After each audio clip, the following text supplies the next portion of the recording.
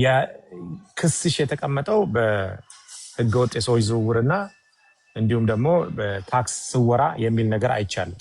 እርግጠኛ ምናልባት አይተሽ ካልሆነ ሁለተኛ እነዚህ የሰዎች ዝውውር አልተጠየቅንም ይዘው ሄዱ ሊያስፈቱኝ ማለት ነው። ምክንያቱም ጠቅላይ ፍርድ ቤትም እሷን ማሰር ተገቢ አይደለም፣ ምንም አይነት የተለየ ነገር አላገኘንም፣ እሷን ለማሰር የሚያበቃ በቂ ምክንያት አላገኘንም አሉ። ከዛ ሄድኩኝ ማለት ነው። 2 ቀን ዝም አሉ። ወረቀቱን ተቀብለው መፈቻውን ዝም አሉ፣ ሳይፈቱኝ ቀሩ። ቤተሰቦቼ ለምንድን ነው ማትፈታው? ለምንድን ነው ማትለቀቀው? ያው ደጋግሞ ይጠይቃሉ እየገቡ ማለት ነው። ከዛ ሲገቡ ሲጠይቁ እንፈታታለን ትፈታለች አሉ። 2 ቀን ካደርኩኝ በኋላ ጠሩኝና በረከት ተፈተሻል አሉ።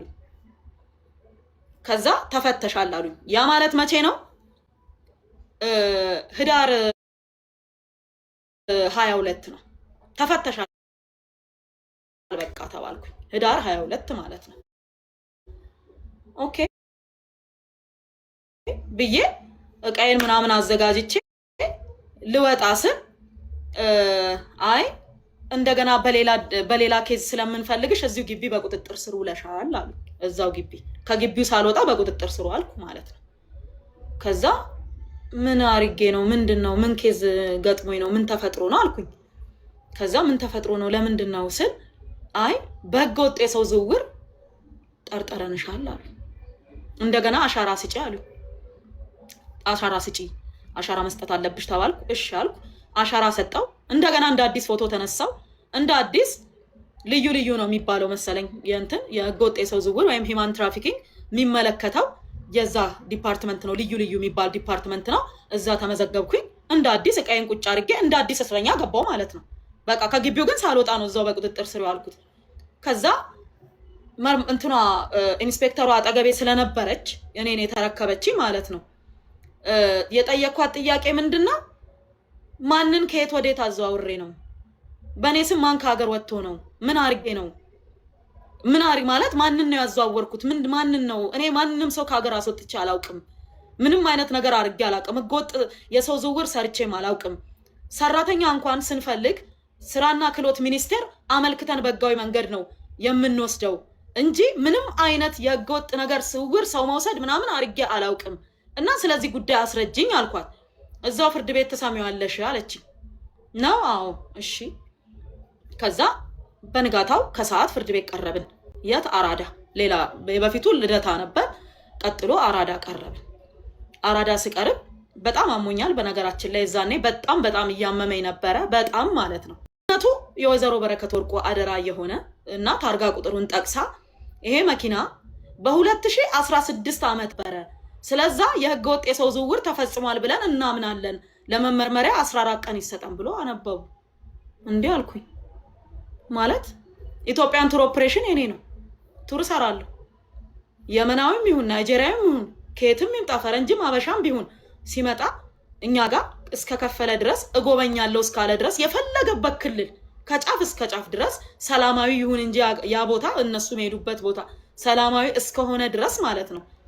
ቀጥታ መኪናዎቻችንን መከራየት ይችላል ማንም ሰው። እኔ በዛ ሰዓት በ2016 መስከረም ወር ኢትዮጵያ ውስጥ የለሁም። ከዛ እሺ ለመመርመር ለማጣራት ነገሮችን ቼክ ለማድረግ 10 ቀን ይሰጣቸው ብሎ ዳኛው 10 ቀን ሰጣቸው። ከዛ ያንን 10 ቀን ተሰጣቸውና ለምርመራ ወደዛ ወደ ማረፊያ ተመለስኩ ማለት ነው። 10 ቀኑ ከሞላ በኋላ ተመልሼ ቀረብኩኝ። የመጨረሻ ተብሎ ሌላ ዳኛ ጋር ቀረብኩ። የበፊቱ ዳኛ ቀርተው ሌላ ዳኛ ጋር ቀረብኩኝ። እሳቸው ጋር ሲቀርብ ደግሞ 7 ቀን ሰጣቸው። 7 ቀን 1 ሳምንት ማለት ነው አለቀ። ከዛ ለመመርመሪያ መዝገቡን ለመመርመር የመጨረሻ 3 ቀን ይሰጣት ተባለ። ይሰጣቸው ተባለ። እሺ አልኩኝ። 3 ቀኗ ተሰጣቸውና በዛ ቀን ስንቀርብ እንደገና ሌላ ዳኛ ጋር ይዘውኝ ሄዱ። 5ኛ ዳኛ ማለት ነው። ሌላ ዳኛ ጋር ቀረብኩኝ። ሁሌም ሲሄድ የተለያየ ዳኛ ጋር፣ አንድ ዳኛ ጋር ቀርቤ አላውቅም። ከዛ ሲሄድ ወረቀቱንም አልገለጡም ዳኛው፣ ሰነዱንም ቼክ አላረጉም፣ ፊቴንም አላዩም ቀና ብለው። ጉዳዩ ትንሹ ስብስብ ስለሆነ 14 ቀን ይሰጣቸው አሉና 14 ቀን ተሰጣቸው ማለት ነው። ተቃወምኩኝ። ክቡር ፍርድ ቤት ይሄ ስህተት ነው። ምክንያቱም እንደምታውቀው ጊዜ ቀጠሮ በባህሪው ቀኑ እየቀነሰ ይሄዳል እንጂ እየጨመረ አይሄድም። አንድ ሰው 10 ቀን ተሰጥቶት 14 ቀን ሊሰጠው አይችልም። 10 ቀን ከተሰጠው 8 7 እያለ እየቀነሰ ይሄዳል እንጂ እየጨመረ አይሄድም። 3 ቀን ለመጨረሻ ጊዜ ተብሎ ተሰጥቶኝ እንዴት ነው 14 ቀን ድጋሚ የሚሰጥብኝ? አግባብነት የለውም። ይግባኝ ይላሉ አልኩኝ። ከዛ በኋላ ይግባኝ አልኩኝ። 5 እዛው አራዳ ሆኖ እዛው አራዳ ከፍተኛ ሆኖ 5 ፎቅ ላይ ቀረብን ማለት ነው።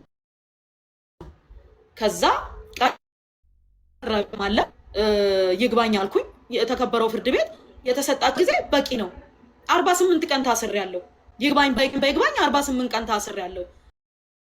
ያለ አግባብ ነው የታሰርኩት።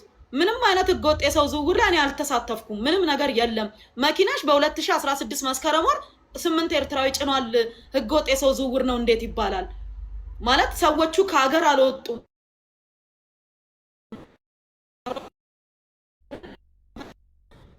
ጉዳዮች ናቸው ወይ ጦር መሳሪያ ይዘው አልተገኙም፣ ወይም ደግሞ ኮንትሮባንድ ይዘው አልተገኙም። እነዚህ ሰዎች እንዴት ነው እንዲህ ሊሆን የቻለው? እንዴት እንደዚህ ልጠየቅ እችላለሁ ብዬ አልኳቸው ማለት ነው። ከዛ በኋላ ዳኛውም እስቲ መዝገቡን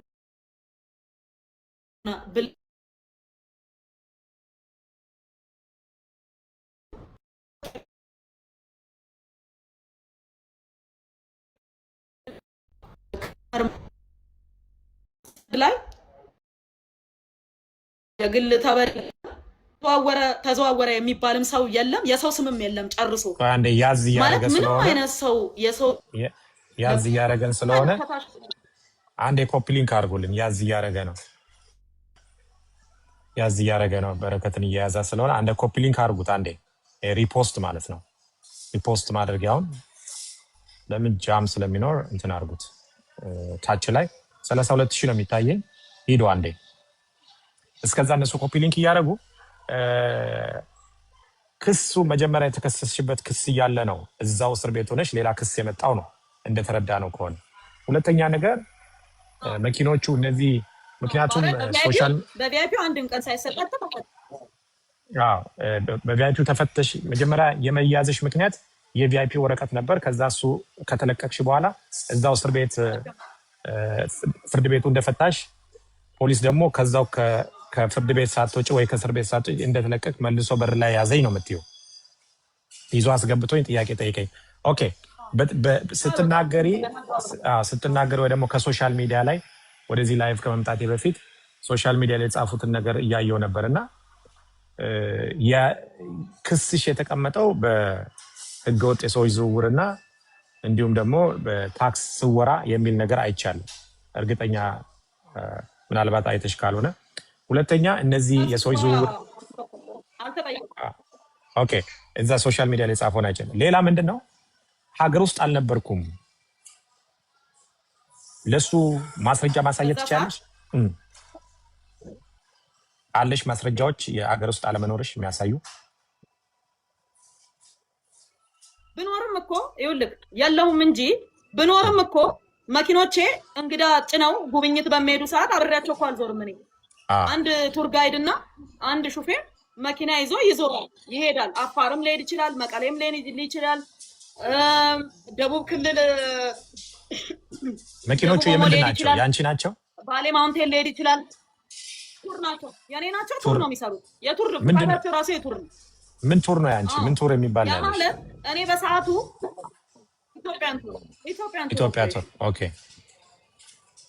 ስለዚህ ተከራይቶ ቱር በሚያደርጉ ሰዎች ነው፣ ተከራይቶ በሚጠቀሙ ሰዎች ነው። መከራየት ሳይሆን ተከራይቶ አይደለም፣ የጉብኝት ነው የሚከፍሉት። ፓኬጅ ነው።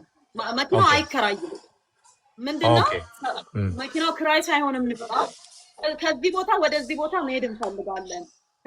ለምሳሌ ቱር ጋይድ እንፈልጋለን ሊል ይችላል፣ አልፈልግም ሊል ይችላል። ለምሳሌ ቦታውን አውቀዋለሁኝ ምንም ችግር የለውም ካለ ማለት ነው ያለ ቱር ጋይድ በሾፌር ብቻ መሄድ ይችላሉ።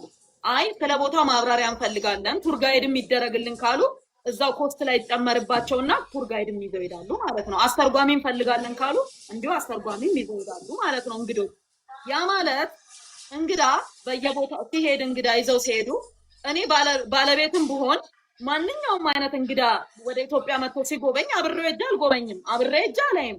የራሱን የቻለ ድርጅቱ ማናጀር አለው፣ ስምሪት አለው፣ የመኪና ስምሪት አለው። ስራው ገብቷል። በራሱ ቢተዳደር ስራ ነው። ራሱን የቻለ አንድ ድርጅት ነው፣ አንድ ተቋም ነው።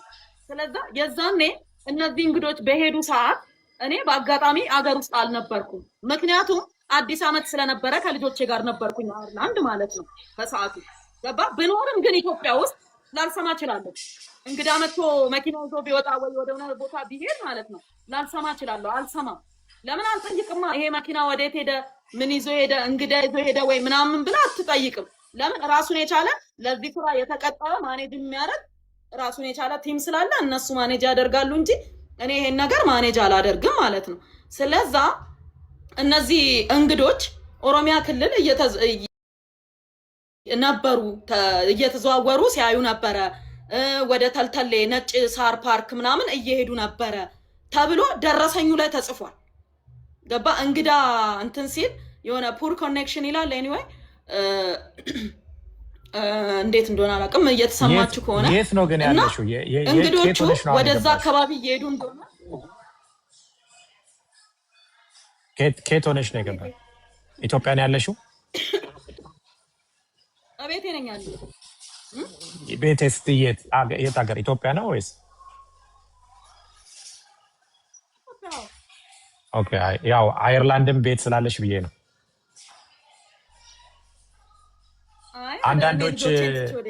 አንዳንዶች ሶሻል ሚዲያ ላይ ወጥታለች ከሀገር የለችም የሚባል ነገር ስላየን፣ ስለዚህ ኢትዮጵያ ውስጥ ነው ያለሽው። ኢትዮጵያ ውስጥ ነው። ልጆቼን ትቼ ወዴት እሄዳለሁ? ተማሪ ናቸው፣ እየተማሩ ነው። ኦኬ፣ እሺ፣ ጨርሼ ሀሳብሽ እና ምን ልል ነው ያ ነገር የተፈጸመው ማለት በ2016 ዓመተ ምህረት መስከረም ወር አዲስ ዓመት ላይ ማለት ነው። መኪናሽ ሰዎች ጭኖ ኦሮሚያ ክልል ሲንቀሳቀስ ነበረ። እሱ ደግሞ የህገወጥ የሰው ዝውውር ነው ብለን እናምናለን ነው የተጠየቅኩት። ከዛ በኋላ ፍርድ ቤቱ ደግሞ ማለት ነው የፌዴራል ከፍተኛ ፍርድ ቤት አራዳ ምድብ ችሎት ይግባኝ ሰሚ ችሎት ማለት ነው ይሄ ህገወጥ የሰው ዝውውር ነው ብለን እናምንም አለ ፍርድ ቤቱ። ምክንያቱም አንደኛ የግል ተበዳይ የለም፣ ተዘዋወርኩኝ በህገወጥ መንገድ ልታዘዋውረኝ ነበረ፣ እያዘዋወረችኝ ነበረ፣ ተዘዋውሬያለሁ ወይ እሷ መኪና ላይ ተጭኛለሁ ወይ በደል ደርሶብኛል ያለ የግል ተበዳይ የለም። ማንም የግል ተበዳይ የለም። መዝገቡ ላይ ምንም ነገር አያሳይም። ስለዛ ፍርድ ቤቱ ይሄንን ነገር ሙሉ ለሙሉ ውድቅ አድርጎታል አለና ውድቅ አደረገው። ህገወጥ የሰው ዝውውር አልተፈጸመም ማለት ብለን እናምናለን አለ ፍርድ ቤቱ። ከዛ በኋላ ቀጠለና ደግሞ ሌላም እንትን መጥቶ ነበረ ከሷ ጋር ከሴቷ መርማሪ ጋር ወንድ መርማሪም ነበረ። እንደዛ ሌላም ጉዳይ አለን የተከበረው ፍርድ ቤት አሉ። ምን መዝገቡን አጣምረነው ነው ምንድን ነው ተብሎ ሲጠየቁ ወይዘሮ በረከት አትክልትና ፍራፍሬ አምራች ናቸው እንደሚታወቀው እና በጣም ያው የተለያዩ ደንበኞች እየመጡ አትክልትና ፍራፍሬ ከሳቸው ይገዛሉ። የተለያየ አገርም ይልካሉ፣ የተለያየ ከተማም ይልካሉ፣ አዲስ አበባ ውስጥም ያከፋፍላሉ። እና 4 የሚሆኑ ሰዎች ክፍያ ፈጽመው ውል ገብተው ግን አትክልቱ በሰዓቱ አልደረሳቸውም። የወስደውም ደግሞ ቀሪ አትክልት ያላቸው ሰዎች 4 ሰዎች ያልደረሰን አትክልት አለ ብለው እኛ ጋር አመልክተዋል አሉ። ከዛ በኋላ ክቡር ፍርድ ቤቱ ደግሞ ይሄ እኮ ፍትሐብሔር ነው፣ ውል ካላቸው ጉዳያቸው የአትክልትና ፍራፍሬ ኬዝ ከሆነ እንደ ውሉ እሳቸው ካላደረጉ ወይም ካልፈጸሙ ሰዎቹ ገንዘባችን ይመለስልን ብለው ውላቸውን ይዘው የከፈሉበትን ስሊፕ ይዘው ቀሪ ካላቸው ወይም በቃ ከፈለጉ በፍትሐብሔር እኮ ጠይቀው ገንዘባቸውን ማስመለስ ይችላሉ። አይ ተጭበርብረናል ብለው ያስባሉ ሲል ፍቃድ አላቸው የላቸውም? አላቸው። ኢንቨስትመንት ላይሰንስ አላቸው። አምራች ናቸው አይደሉም? ናቸው። መጋዘን አላቸው የላቸውም? አላቸው። ውልና ማስረጃ ሄደው ተፈራርመዋል። ታዲያ ምኑ ነው ማጭ? የተጭበረበሩት የቱ ጋር ነው? ማለት የሌላቸውን አለኝ ቢሉ ኖሮ ሳያመርቱ አምርቻለሁ ቢሉ ኖሮ የሆነ ነገር አርገው ቢሆን ኖሮ ይሄ ህገወጥ ነገር ወይም የሌላቸውን አለኝ ብለዋል በማለት ሊጠየቁ ይችሉ ነበረ። አሁን ግን ይሄ ፍትሐ ብሔራዊ ባህሪ ስላለው ምናልባት ፈርዘር እንመረምራለን ካላችሁ በ100 ሺህ ብር ዋስ ይፈቱና ምርመራችሁን ቀጥሉ አሏቸው። በነገራችን ላይ እሱ መዝገብ ስለተዘጋ 100 ሺህ ብሩ እንዲመለስ ታዞ 100 ሺህ ብሩ ይመለስም ተብሏል። ፋይሉ ተዘግቶ ማለት ነው። ምንድነው እንደዛ ሲል ፍርድ ቤቱ አልተቀበለውም፣ ውድቅ አደረገ። በዋስ ይውጡ በቃ እሱም ከሆነ በዋስ ይውጡ ተባለ። ህገወጥ የሰው ዝውውር ግን አልተፈጸመም ብሎ መዝገብ ቤት ፍርድ ቤቱ መዝገቡን ሙሉ ለሙሉ ነው የዘጋው። ከዛ ይግባኝ አሉ ድጋሚ እነሱ ማለት ነው። ከአራዳ ከፍተኛ ፍርድ ቤት ይግባኝ ስትል ቀጥታ የምትቀርበው የት ነው? ቀጥታ የምትቀርበው የት ነው? ጠቅላይ ፍርድ ቤት ነው። ተመልሰን ጠቅላይ ፍርድ ቤት ቀረብን። ከዛ 3 ዳኞች ናቸው። አሁንም እራሳቸው በፊት ያዩን ዳኞች ናቸው። ወይዘሮ በረከት ተለቀው ድጋሚ ተይዘው ነው ወይስ መጀመሪያውኑ አልተለቀቁም ብለው ጠየቁኝ ዳኞቹ። ክቡር ፍርድ ቤት አልተለቀቁም፣ እዛው ይፈቱኛል፣ እዛው በቁጥጥር ስር ያውሉኛል፣ እዛው ይፈቱኛል፣ እዛው በቁጥጥር ስር ያውሉኛል፣ አልተለቀቁም አልኳቸው። ዛሬ 52ኛ ቀኔ ነው ከታሰርኩኝ፣ አልተለቀቁም አልኳቸው። እሺ እስቲ ስለ ጉዳዩ አስረዱ አሉ። አስረዱ። ስለ ህገወጥ የሰው ዝውውርም ተፈጽሟል ብለን እናምናለን። የሳቸው መኪና 8 ኤርትራዊ ጭኗል። በ2016 ዓመተ ምህረት ከ2 ዓመት ከ6 ወር በፊት 8 ኤርትራዊ ጭኗል። ስለዚህ እነዛ ኤርትራውያን በህገወጥ መንገድ እየተዘዋወሩ ነው ብለን እናምናለን ሲሉ ዳኛው ስለዚህ ጉዳይ በረከት ማስረዳት ትችላለሽ ብለው ጠየቁ። ማስረዳት ይችላሉ ብለው ጠየቁኝ። አዎ የተከበረው ፍርድ ቤት ኦሮሚያ ፖሊስ ጠበቃ ሄዶ ኦሮሚያ ፖሊስ ያለውን መረጃ በጠቅላላ ሰብስቦ መጥቷል፣ ማስረዳት ይችላሉ አልኩኝ። እሺ የተከበረው ፍርድ ቤት እነዚህ እንግዶች ጎብኚዎች ናቸው።